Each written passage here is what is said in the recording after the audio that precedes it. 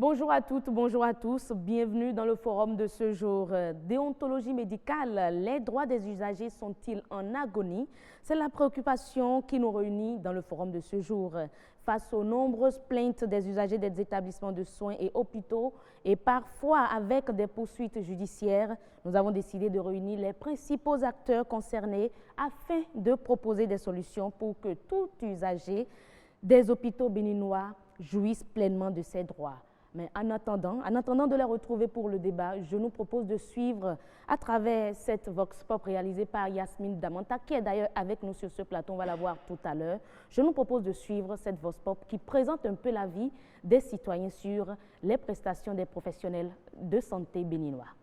Ai doto kuyoyi amando kwea John wena wa witao akale do kweo doto le de supo eton le no do patience na do yimea ina do mesunwe ina do wezunji ina do nuejro ile do e donc à la fin des comptes ni no wesu me remeto e wa yin do ariyan dogbura no pere o ana gbo adamaka yan dogbura no na wa we. Déjà, vous venez, c'est un vendredi soir, vous venez, vous avez un mal. Le médecin vous dit que oui, l'heure où il doit sortir est déjà arrivée et que lui doit sortir et que voilà, vous, votre mal ne l'intéresse pas, votre état d'âme, votre souffrance ne l'intéresse pas. Et donc, du coup, il vous dit oui, j'ai terminé ma journée, je dois descendre et que ça fait à lundi prochain. Ils s'en foutent du malade qui est là. Tu peux mourir, ça ne leur dit rien. Donc franchement, c'est-à-dire pour eux, c'est genre, bon, je fais ou je ne fais pas, je dois gagner mon argent, parti. Même le médicament qu'on sait que toi on ne veut pas t'attribuer, on te prescrit, tu vas aller acheter et on te dit, ah ça c'est pas ça, ils peuvent garder et revendre ça après.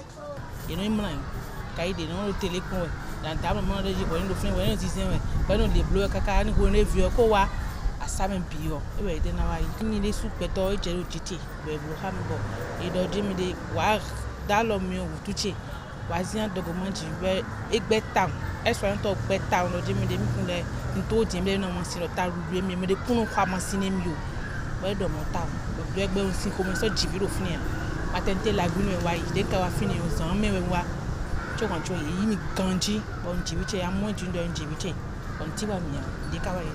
Je vois nos sœurs qui ne sont pas lettrées subir des atrocités. Moi, je peux vous dire que les traitements dans les milieux hospitaliers sont vraiment, ça laisse à désirer. Mais on n'y peut rien. Même quand tu dis à ces sages-femmes-là, non, vous n'avez pas le droit de faire ça. Elles le font quand même. Parfois, on se demande si réellement elles ont appris leur métier. Des femmes qui en allant accoucher, meurent à cause de ces mauvais traitements. Ce n'est pas bon. Les enfants qui sont dans le ventre sont traumatisés. Non, c'est des violences contre ces femmes-là. J'ai le droit d'être bien accueillie, bien servie et bien conseillée, bien traitée aussi. Il faut vraiment qu'on les informe et qu'on les forme. Il faut maintenant passer à l'acte de sanctionner. De sanctionner vraiment.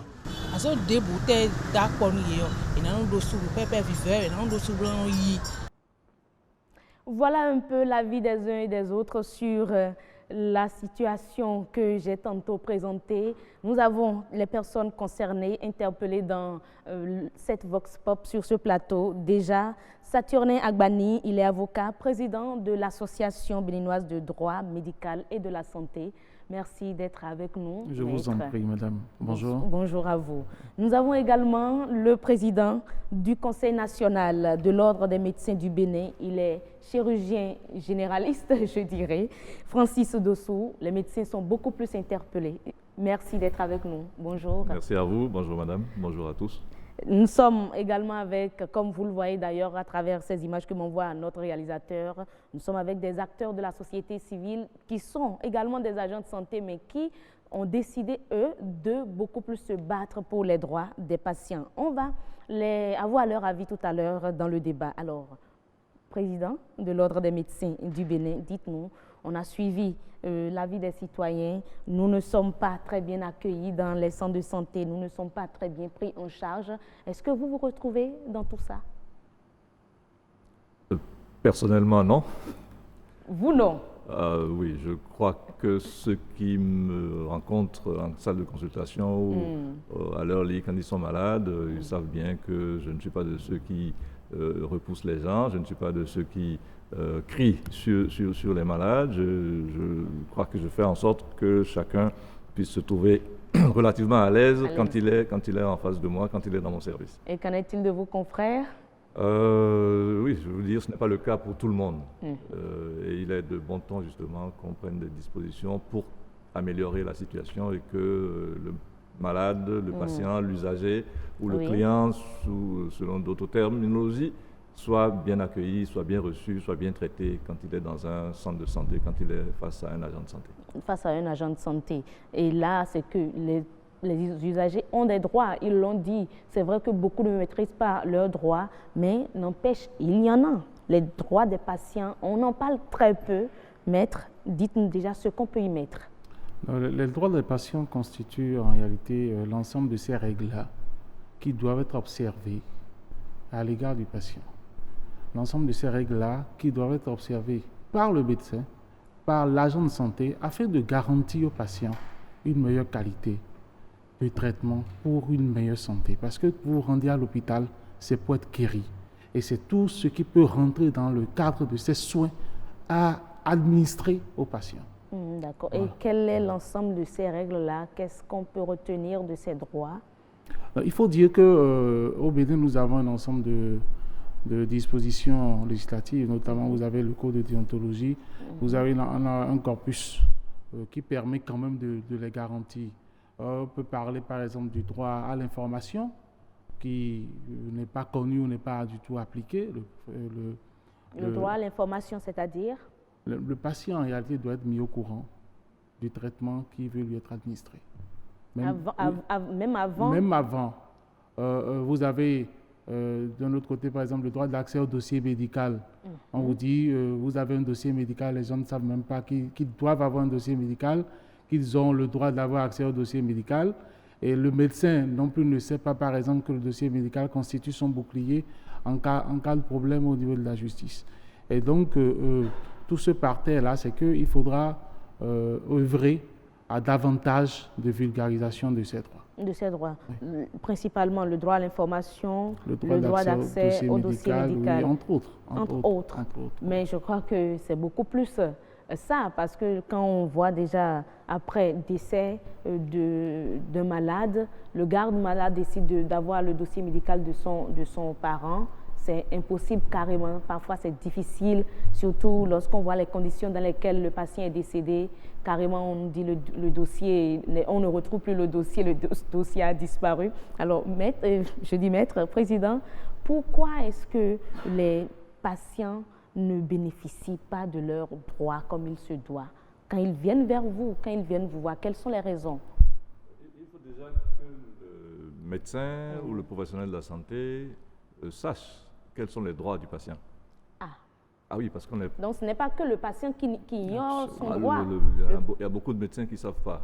Et le code de déontologie, ce n'est pas mentionné dans le code de déontologie médicale? Non, pas du tout. Enfin, pas dans notre code de déontologie. Il date de 1973. Il y a beaucoup de choses auxquelles le malade n'avait pas droit. Le médecin, c'était un demi-dieu. C'était lui qui possédait la science infuse, qui connaissait tout. Après et donc Dieu, c'était le médecin.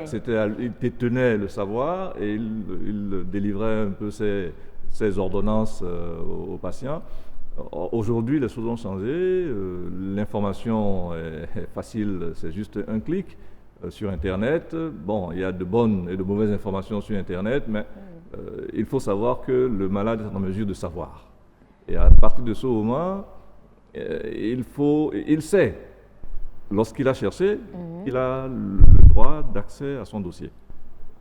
Tous les médecins ne savent pas que les malades ont le droit d'accès à leur dossier. Ah bon? Le dossier est une propriété du malade. Certes, connaissant les conditions dans lesquelles le malade pourrait garder son dossier, le la formation sanitaire, le centre de santé, l'hôpital, se fait le devoir de lui garder son dossier pour que dès qu'il revient ou qu'on en a besoin, qu'on puisse le retrouver facilement et l'utiliser pour ses soins. Donc, première chose, il faut qu'on sache. Et qu'on sache que le malade y a droit. Ça, déjà, ça peut changer beaucoup de choses. Et par exemple, le droit à l'information, le médecin ne sait pas aussi que le patient a droit à l'information? Notre code de déontologie, qui date de 1973, je le répète, et qui porte encore le Dahomey, a juste donné une petite information, je crois, dans l'article 33, qui dit que lorsque le malade a un pronostic grave, le médecin est autorisé à ne pas le lui dire. Il peut expliquer le pronostic, c'est-à-dire le risque, le devenir du patient, il peut l'expliquer à la famille, sauf si le malade a interdit d'en parler à la famille, quelque chose comme ça. Donc c'est tout ce qu'on parle, tout ce qu'on en dit par rapport à l'information du malade. Aujourd'hui, ce n'est plus le cas. Aujourd'hui, surtout avec les lois étrangères, notamment les lois françaises, le droit à l'information, c'est capital. C'est essentiellement ça maintenant. Et il faut expliquer au malade déjà depuis, à la limite, au sortir de votre consultation pour les médecins, le malade devrait pouvoir comprendre sa maladie autant que vous. Ça a plusieurs avantages. Bon, certes, si vous ne savez pas, vous ne savez pas. Je crois que quelqu'un a dit que la pire chose qui puisse arriver à un patient, c'est d'avoir un médecin ignorant. Si vous savez, vous expliquez au malade. Le médecin est forcément un enseignant par rapport. Il explique au malade son mal. Ce n'est pas toujours un mal, c'est parfois une bonne chose. Une grossesse, par exemple, qui se déroule bien. Il faut expliquer à la personne qu'on a en face. Et même le traitement, le malade a le droit d'avoir son opinion sur le traitement. Voilà les possibilités qui se présentent à nous. On peut faire ceci, on peut faire ceci, on peut faire cela. Compte tenu de ce que je sais de vous et de la science, j'aurais préféré ceci, mais ceci n'est pas interdit. Etc. Et le malade participe à son traitement. Le résultat est forcément meilleur puisqu'il est partie prenante. Il va tout faire, puisqu'il connaît le mal et son médicament, il va tout faire pour que le médicament ne manque pas. Même s'il n'a pas assez d'argent, il ira chercher pour le faire. Mais quand on prend les cancers, par exemple, l'exemple qui me vient à l'esprit là, c'est le cancer du sein. Il y a beaucoup de dames, je ne veux pas vous faire peur. Il vaut mieux même avoir peur pour prendre ses précautions et faire découvrir ces choses-là le plus tôt pour que ça soit traité. Vous expliquez à la patiente qu'elle a un cancer du sein. Ça peut être un homme aussi, l'homme a droit au cancer du sein également. Vous lui expliquez les traitements qui existent, vous lui expliquez les effets secondaires de ces traitements. Ce n'est pas facile du tout. Mais sans traitement, voilà ce qui va vous arriver a priori. À ce moment-là, la patiente, elle entre dans la démarche thérapeutique.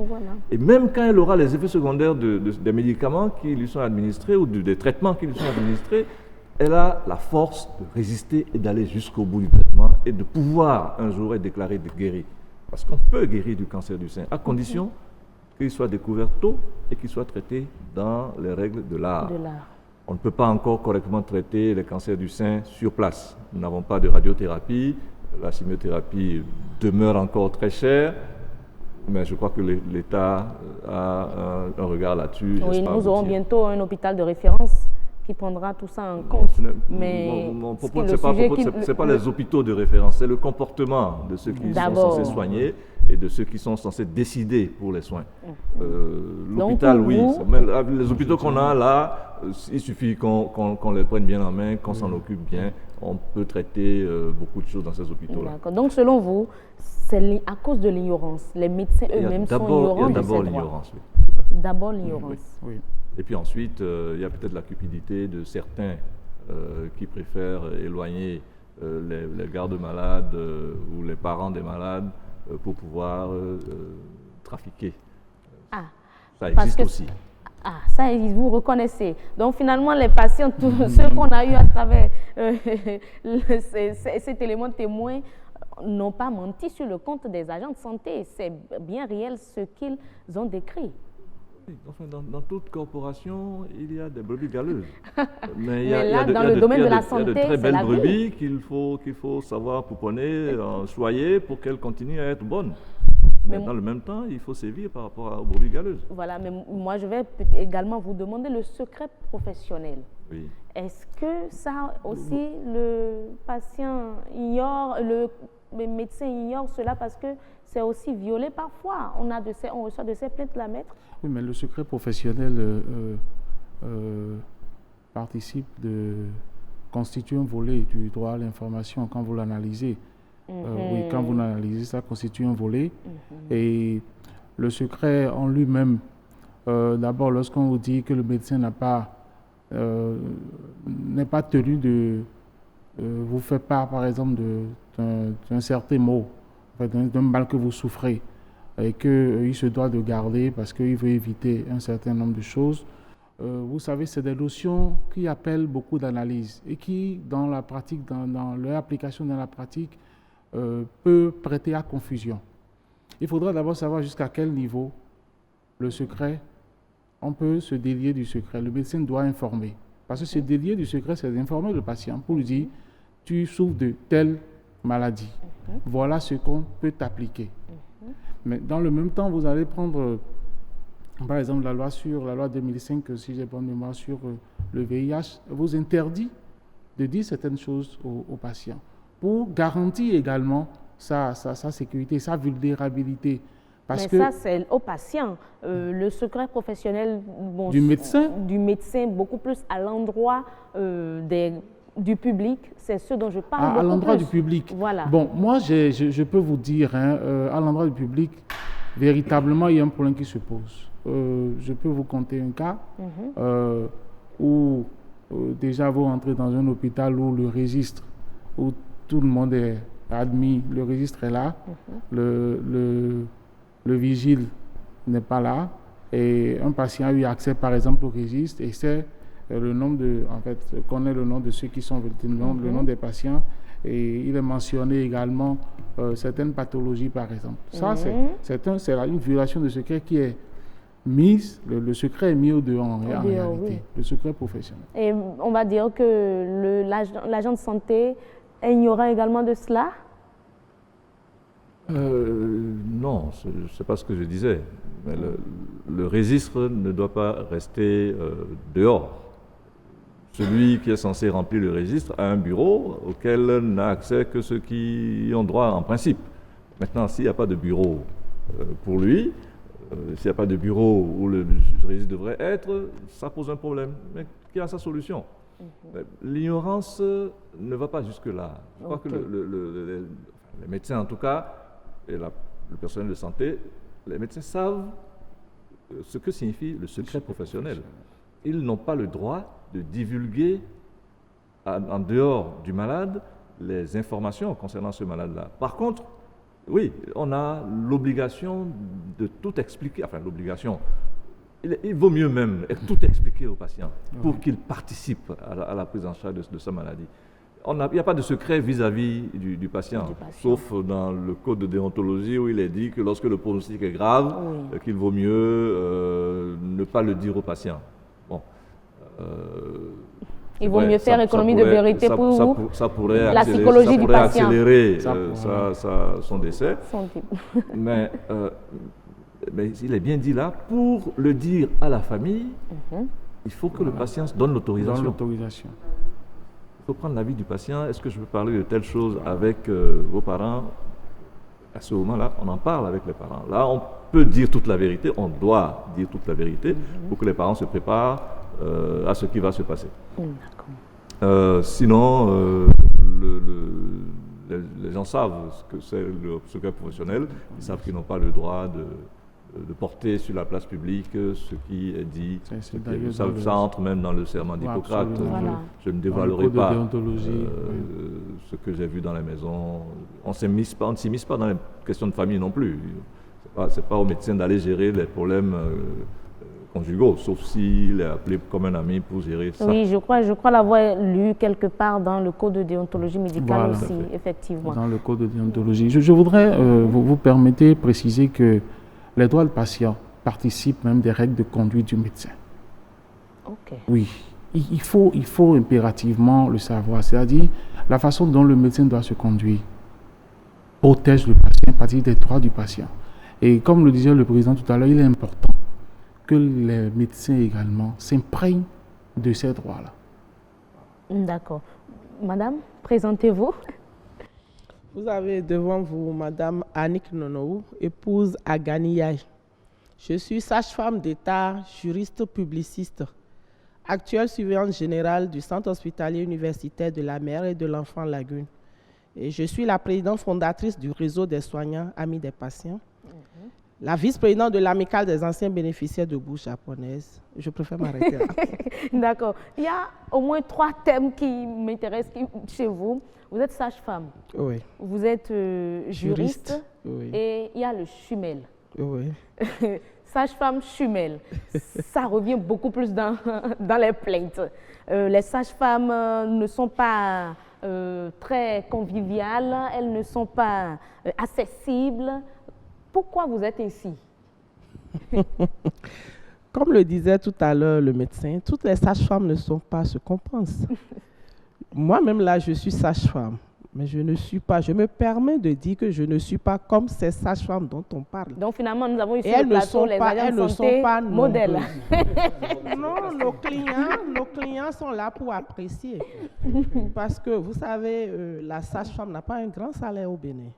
Mais pourtant, depuis 2013, si moi j'ai mis en place ce réseau qu'on appelle réseau des soignants, amis des patients, c'est pour qu'on améliore les relations, la qualité des relations soignants-patients-famille. Et notamment, c'est à cause de votre salaire insignifiant que vous infligez toutes ces souffrances aux femmes enceintes? En réalité, les gens se plaignent tellement des sages-femmes, parce qu'il faut le reconnaître, hein, on a assez de plaintes envers les sages-femmes. Mais pourquoi? Mais quand on fouille, toutes les sages-femmes ne sont pas ce qu'on pense.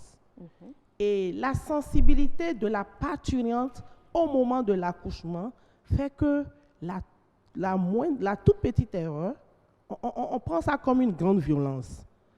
Mais ce qu'on n'analyse pas, c'est qu'en arrière, il faut aller voir quelles sont les normes qui sont respectées en matière de ressources humaines. Parce que souvent, quand on attaque les sages-femmes, moi, je pense qu'il faudrait qu'on analyse profondément le sujet, qu'on fasse les 5 pourquoi. S'il devrait avoir 5 sages-femmes de garde, alors qu'il y en a une seule ou 2 qui sont là, pour plusieurs accouchements à la fois, étant donné qu'elles sont des humains, elles peuvent avoir des susceptibilités. Quand tu es là, toute stressée, fatiguée, tu peux commettre des actes sans le savoir. Mais je ne dédouane pas ces sages-femmes quand même qui sont hargneuses, malgré toutes les bonnes conditions, ont du choix ou bien ont de la joie. Je ne sais pas comment elles ressentent cette joie en infligeant assez de violence. C'est elles qui traînent notre blouse dans la boue. Dans la boue. Mais quand on dit sage-femme, si nous connaissons la valeur de la profession qu'on appelle sage-femme, elle est la défenseuse non seulement de la parturiente, du nouveau-né, mais aussi de son conjoint, de la famille. Elle est la première actrice d'ailleurs de la santé maternelle, néonatale, infantile. Donc normalement, on ne devait pas trouver des sages-femmes qui sont violentes. Mais quand on va sur le terrain et qu'on voit un peu comment elles travaillent, il y en a vraiment qui sont arrogantes.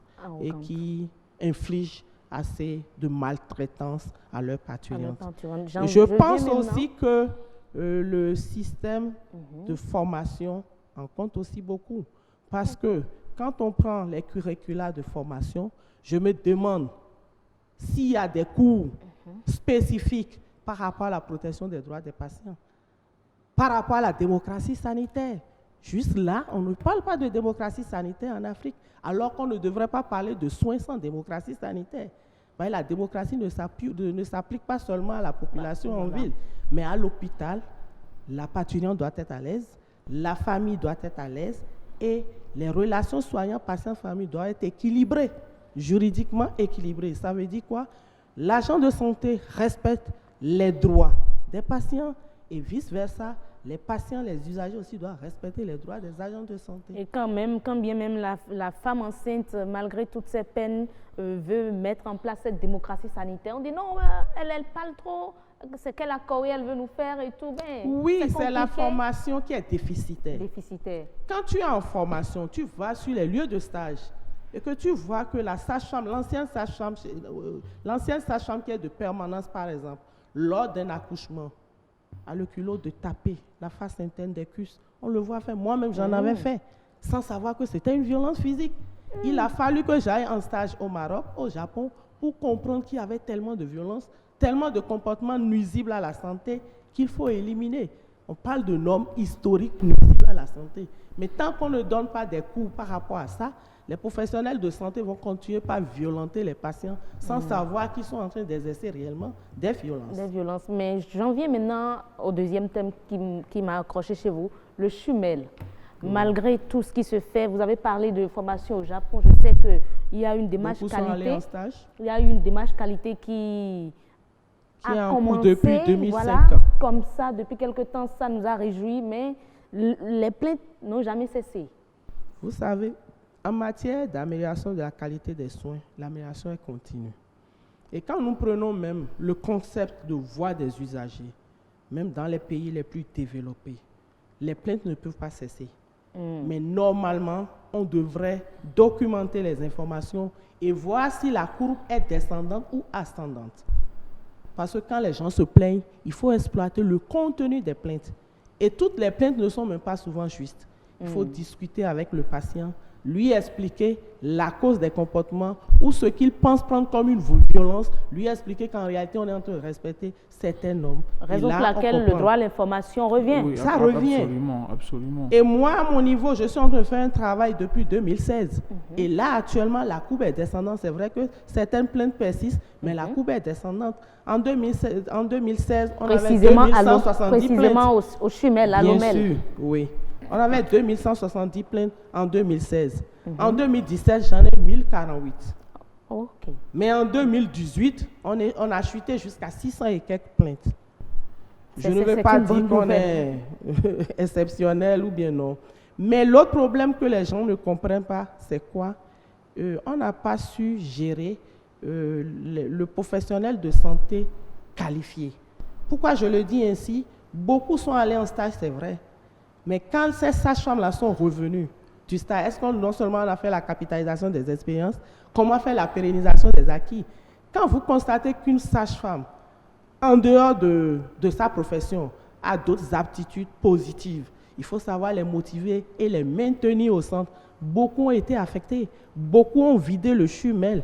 Celles qui sont là parce qu'à un moment donné, ce n'était plus une bonne renommée pour eux. Celles qui sont là actuellement, la majorité, c'est de nouvelles sages-femmes venues d'ailleurs, qui n'étaient pas dans la démarche qualité, qui ne maîtrisaient pas ces concepts, parce que ça ne s'apprend pas à l'école juste là. Mais vous êtes là, vous avez une association, droit amis, sage-femme amis des patients, je fais ce que je peux. Vous êtes à l'OMEL. Je fais ce que je peux, et vous savez que le changement de comportement n'est pas rapide. Et aussi, il faut avoir le soutien des autorités sanitaires et le soutien du gouvernement. Je ne dis pas qu'actuellement, on ne nous soutient pas. Avant d'en venir aux propositions. Non, ce n'est pas une proposition, parce que vous avez dit, je suis là. Je suis là par rapport au réseau, combien d'effectifs je peux prendre. Vous comprenez un peu? Nous intervenons sur le terrain, mais pas pour tout le monde, parce que les choses ne sont pas institutionnalisées. Quand les concepts sont institutionnalisés, et on sait que quand on ne respecte pas tel concept, on sera puni, tout le monde s'aligne. Mais là, que ce soit la démarche qualité, l'humanisation des soins et autres, c'est celui qui veut qui applique. Celles qui refusent d'appliquer, qu'est-ce qu'on leur fait réellement? Je vais m'en arrêter. Le professeur, président du Conseil de l'Ordre des médecins, les stagiaires, parce qu'il y a également ça, les stagiaires ont besoin, c'est nécessaire qu'ils prennent les patients ou patientes comme des modèles anatomiques sur lesquels il faut travailler. On dit passer, et surtout pour les toucher, je ne sais pas s'il y a un thème autre, c'est ce qu'on dit souvent, les toucher à l'hôpital pour les sages-femmes. Plusieurs stagiaires vont passer pour faire un toucher à la patiente, et là, c'est des saignements qui s'en suivent. Est-ce que c'est obligatoire que le patient serve de modèle? Non, ce n'est pas obligatoire. Il n'y a pas de modèle autre chose que vous pouvez utiliser? Il y a autre chose. Il y a la simulation. Il y a des méthodes qui permettent d'avoir des mannequins. Des mannequins, c'est le thème qui m'échappait. Oui, d'avoir des mannequins suffisamment sophistiqués qui permettent d'apprécier ce qu'on a apprécié à l'examen du malade, de la parturiente, même poser certains gestes, même pour opérer. Il y a des systèmes qui sont assez développés et que l'on utilise. Bon, je crois qu'à l'Institut national médico-sanitaire, ils ont des mannequins. Donc, ils apprennent beaucoup de choses, elles apprennent, surtout les sages-femmes, mais même les infirmiers, beaucoup de choses avant d'aller vérifier sur les patientes, enfin pas vérifier, mais enfin examiner les patientes en réalité. Ah, parce que vérifier sur les patientes, là, mais franchement... Non, c'est une façon aussi de parler, parce qu'au fond, l'étudiante qui s'est exercée avec le mannequin, il faut bien qu'on soit sûr que la transposition du mannequin à l'être humain est réelle. Donc on ne peut pas ne pas s'en passer. C'est du, comment on appelle ça, c'est manuel. Il faut, ça s'apprend sur le corps humain, puisqu'elle aura à faire ça. Imaginez quelqu'un qui n'a jamais touché une sage-femme, à qui on donne pas une sage-femme, une femme enceinte à qui on donne le diplôme de sage-femme et qu'on envoie à Karimama, par exemple, il se trouve face à une femme, une vraie cette fois-ci, elle fait comment? Il faut qu'elle apprenne. C'est un passage obligé. Donc, on le veuille ou pas, on doit servir de compagnie. Mais on a un problème maintenant parce que il y a très peu de centres de formation. L'espace universitaire est très réduit, de façon à ce que les gens se retrouvent à 15, 20, 30 autour d'un même malade. C'est vrai que si tout le monde doit passer, c'est un peu gênant. Par contre, si c'était juste la sage-femme et une élève, oui, ça peut ça peut se comprendre, mais on n'en est pas là. Je voudrais préciser concernant les sages-femmes, s'il vous plaît, qu'il y a des actes. Avant. Certainement que vos idées vont peut-être se rejoindre.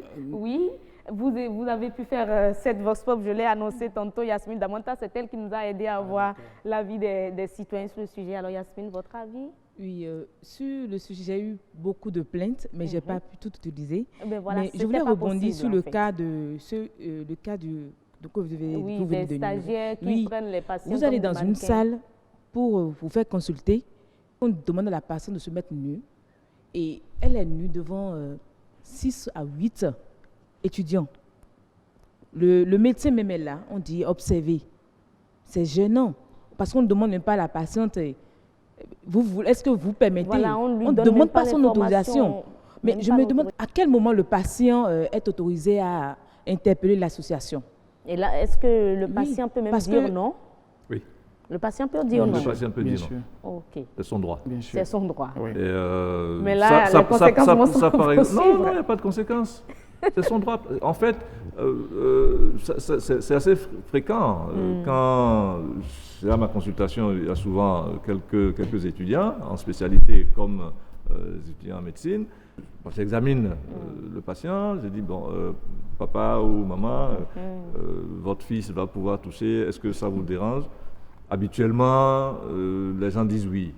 Quand il y en a qui disent non, on dit, ok, il ne faut pas insister. Et puis on n'insiste pas. Ça n'a aucune incidence sur ce qu'on veut lui faire. D'accord. Mais quand je vous dire, heureuse, je n'ai pas fini, j'ai toujours une autre question. Pour le cas des sages-femmes, j'ai assisté à une scène où, pour l'accouchement dans un hôpital de la place, il y a eu coupure.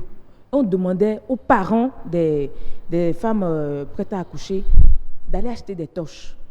Et les dames disaient, si vous n'achetez pas, elles vont mourir, hein. Je ne vais même pas me déranger. À ce moment, quand le gars malade ou la famille, on dit quoi? On interpelle qui à ce moment? Professeur. Vous savez, le débat qu'on fait revient toujours à la question des droits des patients. Revient toujours à la question de l'importance de la vulgarisation des droits. Il y a beaucoup d'actes aujourd'hui qui sont posés par les sages-femmes, qui sont sanctionnés par la loi contre les violences faites aux femmes, mais qui sont ignorées de ces sages-femmes-là.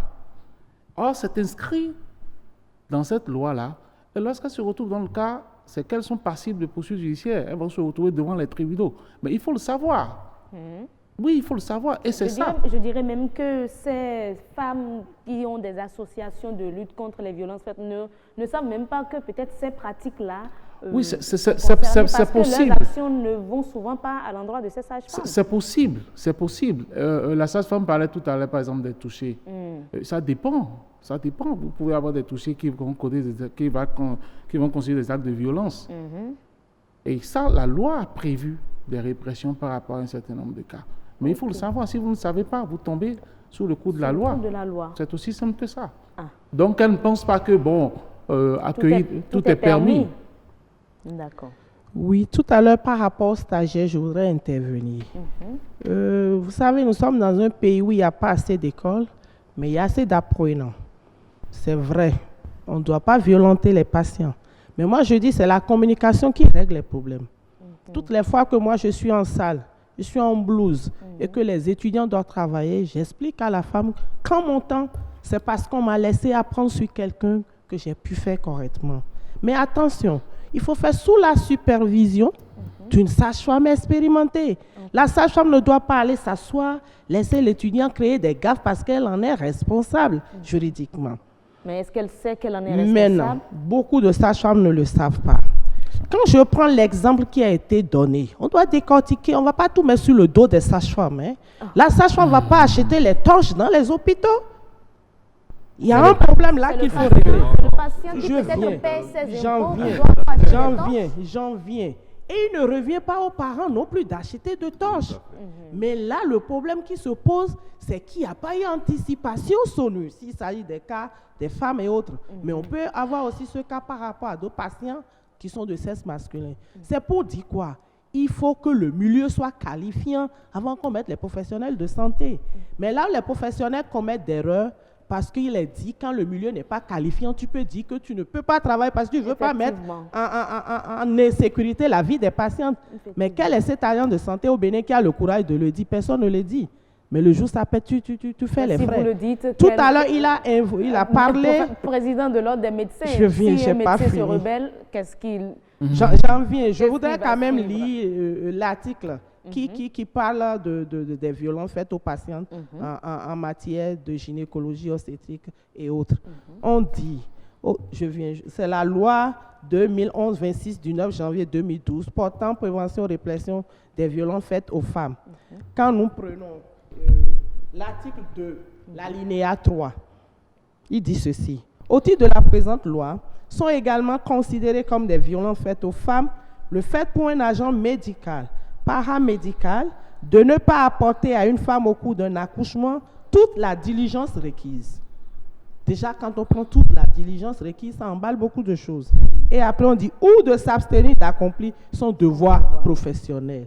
Alors là, il faudrait qu'elle connaisse d'abord son devoir professionnel et l'appliquer. C'est bien ça. On va remettre le micro également de l'autre côté pour avoir l'avis des uns et des autres. Mais en attendant de remettre le micro, je vais demander au président. Président, déjà, finalement, quel est le lien finalement qui vous lie entre vous et vos patients? Le patient, c'est comme s'il vient à l'hôpital et se dit, il vient chez quelqu'un qui a du couteau, il a peur. Non, il ne devrait pas. Il a un problème. Et il vient poser son problème à celui ou celle qui est censé trouver une solution. Et la personne qui est censée trouver la solution est censée, doit lui apporter cette solution contre une contrepartie. La contrepartie... Raison pour laquelle on dit aujourd'hui, on ne parle plus de patient, mais patient-client. Bon, ça c'est un autre débat. C'est encore un autre problème. Donc c'est un peu ça. Alors, la contrepartie dans le secteur privé est prise directement ou par le biais d'une secrétaire, mais dans le secteur public, cette contrepartie est payée à la caisse de l'hôpital, du centre de santé. Voilà. Et donc, la solution au problème est multiple. Elle est d'abord physique, parce que le problème posé peut être physique, mais elle est aussi psychologique. Il faut une certaine empathie, il faut une certaine aménité vis-à-vis du patient ou de la patiente. On le prend tout entier et comme je disais tout à l'heure, il faut l'informer et partager tout ce qu'il y a autour. L'information, finalement, c'est le premier droit, je dirais, finalement. C'est un droit très utile. Et essentiel. Très utile et ça règle beaucoup de problèmes. Même ceux qui pensaient que cacher les informations aux malades, non. J'ai donné des exemples. Expliquer au malade ce qu'il a, lui fait participer au traitement et l'aide même à savoir ce qu'il a lieu de faire. Alors, présentez-vous, Président. Mon nom, c'est Roussa Adrien. Je suis rentré dans la fonction de soignant en qualité d'infirmier diplômé d'État. Aujourd'hui, 10 ans avant d'aller à la retraite, je suis devenu diplômé de 3e cycle en administration et gestion des hôpitaux. Je suis président de l'ordre. Pas de l'ordre, je suis président de l'ONG GASVI, Groupe d'Action pour la Santé et la Vie. Voilà. Un peu comme madame, vous êtes agent de santé, mais vous luttez également contre les droits des malades qui seraient bafoués. C'est la particularité, la similitude qu'il y a entre elle et moi. Et voilà. Nous sommes de la santé, nous avons compris que ce qui se passe dans le système n'est pas bon. Mais il faut apporter un plus. Un plus. Mais est-ce que déjà les conditions sont réunies déjà dans le système pour exiger aux agents de santé on ne croisera jamais les bras pour que les conditions se réunissent, madame. D'accord. Et on ne peut pas négocier la question de vie et de mort d'un malade. Alors que faire concrètement? Parce que tout ce qu'on dit, on en parle sur d'autres plateaux, tout le monde, on est informé de tout ça. Oui, mais c'est la solution qui pose problème. La solution ici, c'est qu'elle tarde à s'appliquer ou à venir parce qu'il n'y a pas un homme d'action capable d'indiquer le chemin. Indiquer le chemin ici, c'est comment faire pour que les soins qui sont donnés aux malades soient des soins de qualité. On n'enseigne pas la qualité dans les écoles de formation professionnelle. Et on enseigne quoi finalement? On n'enseigne pas. Comme on n'enseigne pas le droit de la santé, il n'y a pas ça dans le cursus de formation. Il n'y a pas de génération spontanée. Il n'y a pas quelqu'un qui va inventer les vrais. On dit que nous ne sommes censés ignorer la loi.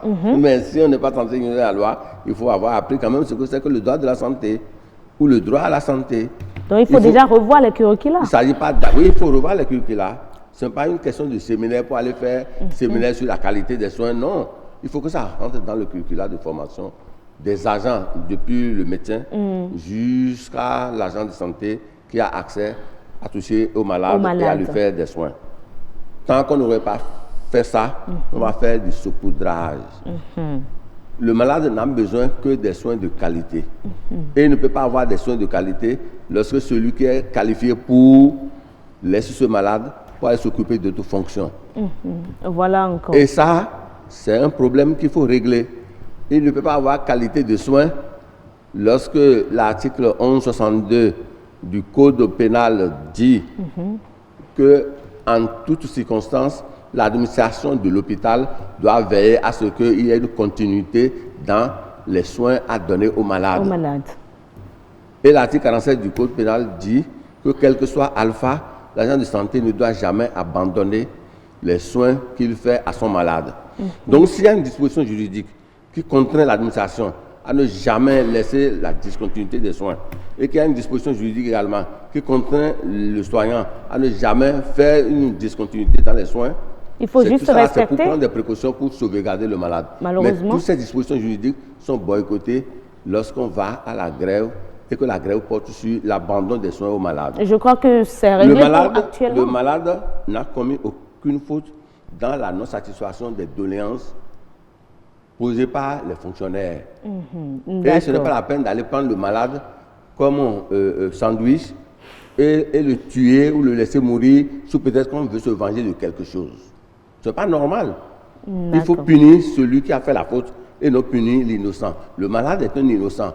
Dit en attaquant le malade, le propriétaire du malade, c'est qui? Ce n'est pas l'État. L'État n'est pas le propriétaire du malade. D'accord, merci beaucoup. Donc, de ce point de vue, il faut revoir les normes et repréciser encore les objectifs à atteindre plutôt que de parler. Bon, par exemple, il y a la charte des malades. Le malade doit savoir ce qu'il doit faire. Donc finalement, il y a assez de législation concernant... Non, nous parlons plus de législation en politique que dans notre vie de société. Il faut que les gens de la société commencent par se faire entendre et qu'on ne les prenne pas comme des ennemis, des adversaires d'un système dans lequel ils veulent apporter un plus. Un plus. Alors, Maître Agbani, pourquoi très souvent, ça fait partie également des plaintes qu'on a reçues, les poursuites judiciaires à l'encontre des agents de santé ne connaissent souvent pas de succès? Non, vous savez, qu'on veuille ou non, ça va venir. Ça va venir, mais à l'instant... Non, ça va venir. En réalité, c'est, comme le disait le président tout à l'heure, nous sortons d'un système. Le médecin était considéré comme un dieu. C'était en réalité du paternalisme. Quand on parlait du médecin, c'était un dieu. Le médecin n'était pas à toucher. On voit mal... Donc vous, qui peut-être êtes encore le dernier recours... Non, attendez, j'en viens, je vais vous dire. Le médecin comme Dieu, donc vous refusez... Non, suivez-moi, madame, j'ai dit que nous venons de quelque part. Le médecin était. Je parle du passé. Aujourd'hui, les lignes sont en train d'être franchies. Donc ça veut dire les sociétés ont progressé. Observez un peu, les sociétés ont progressé. Aujourd'hui, un médecin ne peut pas commettre une erreur et dire qu'on ne peut pas le poursuivre. Ce n'est pas possible. Mais pourquoi on ne le fait pas? Il y a d'abord la sociologie. Nous sommes dans une société où, lorsque par exemple la personne décède, les parents estiment que c'est l'œuvre de Dieu, et qui, c'est de la fatalité. Ils ne veulent pas, ils se disent, mais c'est même pas la peine d'aller se plaindre, d'aller vérifier quelle a pu être la cause de ce décès-là. Les médecins légistes sont là, parfois ne servent à rien. C'est pas forcément ça. Lorsque la justice est saisie, elle fait son travail. Nous avons eu des cas où la justice a été saisie, les enquêtes ont été faites et les médecins ont été sanctionnés. Vous avez observé également que sur les réseaux sociaux, de plus en plus, il y a des dénonciations. C'est pour vous dire que les lignes sont en train d'être franchies. Mais la société, comme je le dis, c'était cela. Il y a également le fait que les patients ne sont pas imprégnés de leurs droits. Parce qu'avant de revendiquer un droit et de l'exercer, il faut le connaître. Et regardez également le niveau de culture. D'abord le niveau de culture, ensuite le niveau de culture juridique. Celui qui est au village et qui est victime d'une erreur, dont le parent est victime d'une erreur, il ne sait pas qu'il doit saisir la justice, il ne sait pas qu'il peut se plaindre contre le médecin. Mais il ne sait pas. Ce n'est pas qu'il n'a pas la volonté de le faire, mais il ne sait pas. C'est aussi simple que ça. C'est pour ça que je parlais de vulgarisation tout à l'heure. Monsieur Roussa a parlé de l'introduction du droit de la santé, dans les enseignements, dans les formations. C'est important. C'est important parce que ce qu'il faut observer, plus le médecin connaît également ses droits, connaît ce qu'il a à faire, maîtrise les droits des patients, plus le médecin fera attention. Il y a également cet élément. Maintenant, les acteurs judiciaires. Nous, gens de la justice, est-ce que nous sommes véritablement imprégnés de ce droit des patients, de ce droit à la santé? Vous n'êtes pas imprégné de ce droit des patients? Mais on vous a dit, les acteurs... Donc finalement, le problème n'est pas uniquement au niveau de la santé. Oui, le problème, c'est un droit innovant aujourd'hui. C'est un droit innovant.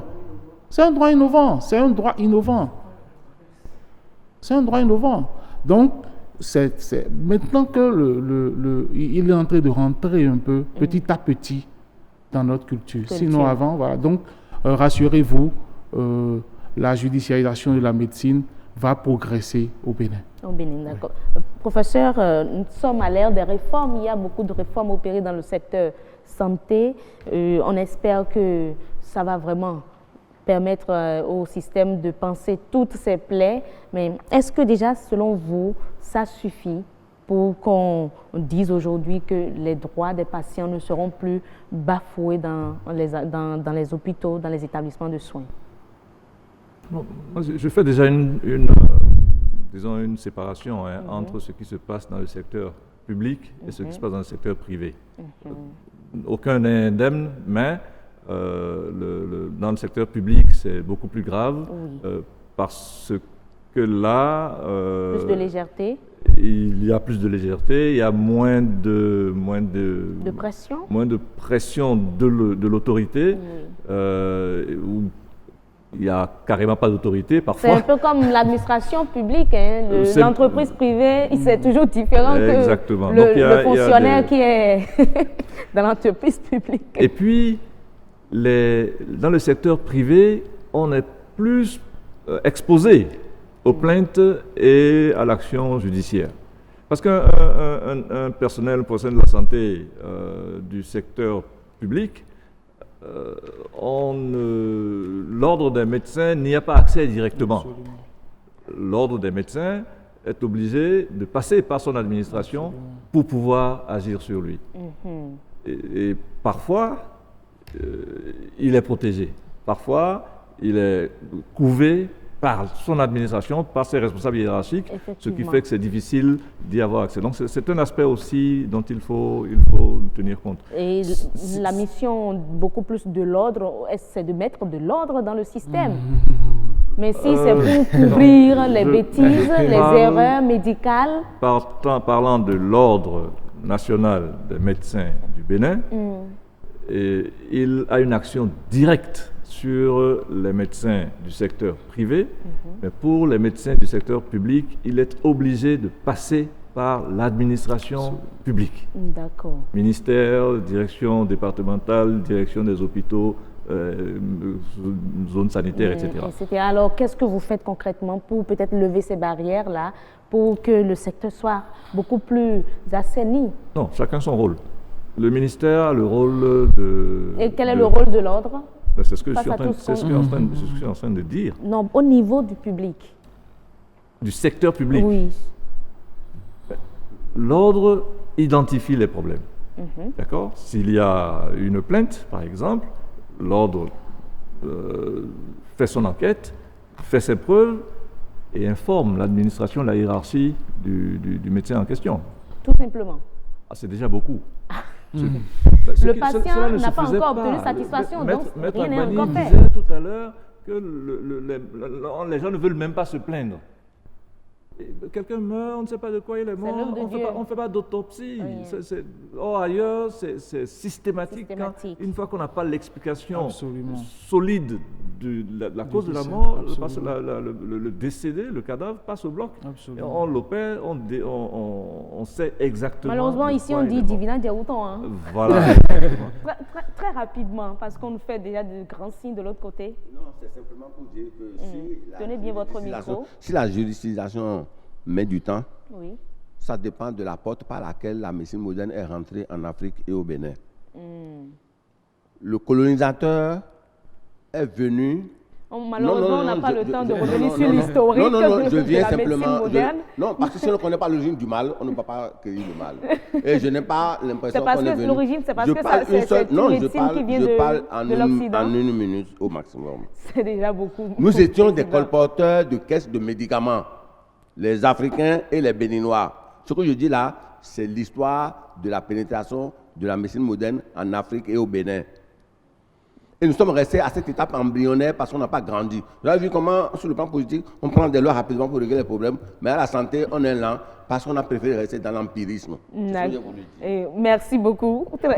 Vous avez aussi quelque chose à ajouter? C'est vrai que vous n'aviez rien dit dans le débat, très rapidement. Jennifer Sativi, je suis journaliste, oui, mais je veux me mettre dans la peau de patient pour dire, je suis bien contente de savoir que la plupart des médecins prennent en compte le droit des patients et tout, mais est-ce qu'il y a des actions concrètes? Par exemple, est-ce qu'il y a, il faut peut-être un numéro standard à appeler et tout ça pour vraiment qu'on ne soit plus maltraité, parce que c'est très effectif. Hein. Malgré tout, après cette émission, peut-être, dès que je vais là-bas, on me dit oui, les associations mènent des actions et tout ça, mais ça ne diminue pas du tout. Donc, il faut vraiment penser à faire des actions concrètes. C'est ce que je pense. D'accord. Merci beaucoup à vous. Jennifer Sativi, un mot de la fin. Mon mot de la fin, c'est qu'il faudrait que tous les professionnels de la santé essaient de respecter les principes de la démocratie sanitaire. Donc, il faudrait qu'on introduise dans les curricula de formation la démocratie sanitaire. Si on arrive à connaître ces principes et qu'on les respecte, notamment le principe de non-nuisance qui repose sur la bientraitance et la bienfaisance. On ne parlera plus de violences faites aux patients dans les hôpitaux. Merci beaucoup. Merci à vous, Madame Annick Nonohou. Merci pour vos propositions ici. Mesdames et messieurs, voilà un peu tout ce que nous avons pu dire sur le sujet. Beaucoup sont revenus sur les curricula. Il faut revenir sur les curricula. Il faut intégrer les curricula dans les formations, déjà à la FSS, les écoles privées et tout. En attendant, l'Ordre national des médecins du Bénin va former ceux qui sont déjà passés, qui sont déjà sortis, va essayer de compléter leur formation en cours d'emploi. Merci déjà pour les formations aussi au niveau de l'Association béninoise de droit médical et de la santé. Donc il y a espoir que... Nous faisons beaucoup de formations et ces formations touchent également les médecins qui sont parmi nous et les choses évoluent. D'accord, merci beaucoup. Merci à vous, chers invités. Voilà, mesdames et messieurs, ce sera tout pour le forum de ce jour. On se dit à très bientôt pour un autre numéro. D'ici là, portez-vous très bien.